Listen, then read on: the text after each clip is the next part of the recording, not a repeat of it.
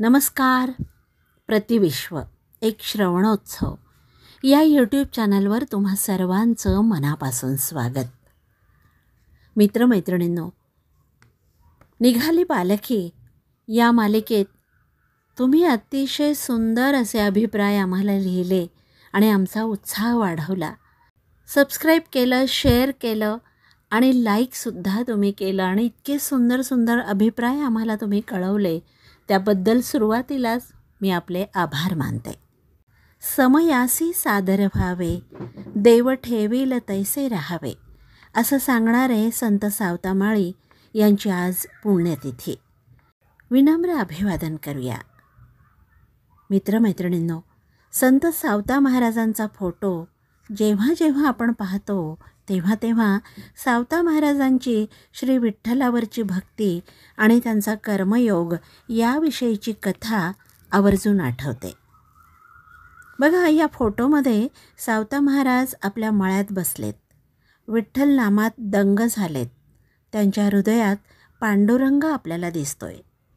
तर कथा अशी सांगितली जाते की आषाढीला सारे वारकरी संत मंडळी पंढरपूरला जमले, पण गाभाऱ्यात पांडुरंगच नाही.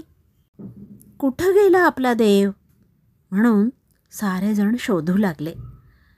संत नामदेव आणि काही भक्तगण सावता महाराजांच्या मळ्यात पांडुरंगाला शोधत शोधत आले.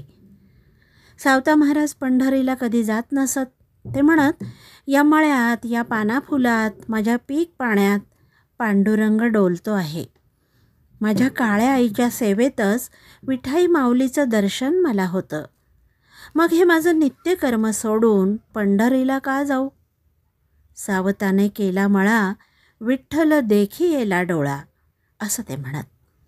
कर्मयोगातून भक्तियोग साधता येतो, प्रपंचातून परमार्थ करता येतो.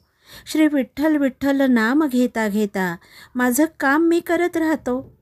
येईल माझा विठ्ठल मला भेटायला. आणि खरंच साक्षात पांडुरंग सावता महाराजांच्या हृदयात लपून बसले.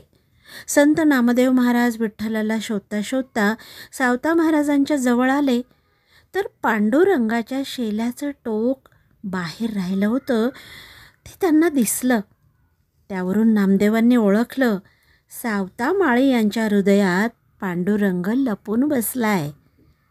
सावतोबांच्या भजनात तो रंगून गेलाय.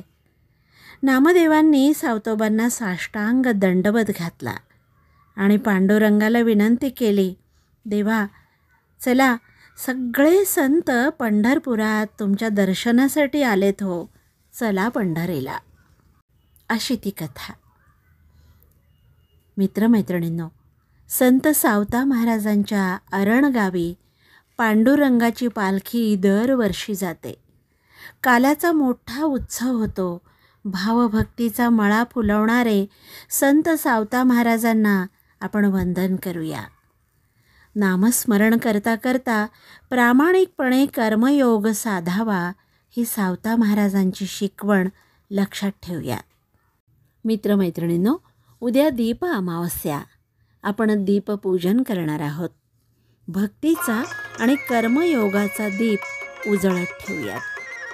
आणि जाता जाता संत सावता महाराजांच्या अभंगातल्या या काही ओळी ऐकूयात. कांदा मुळा भाजी, अवघी विठाई माझी, अवघी विठाई माझी, अवघी विठाई माझी. कांदा मुळा भाजी, अवघी विठाई माझी. जय जय विठ्ठल, जय हरी विठ्ठल, जय जय विठ्ठल, जय हरी विठ्ठल.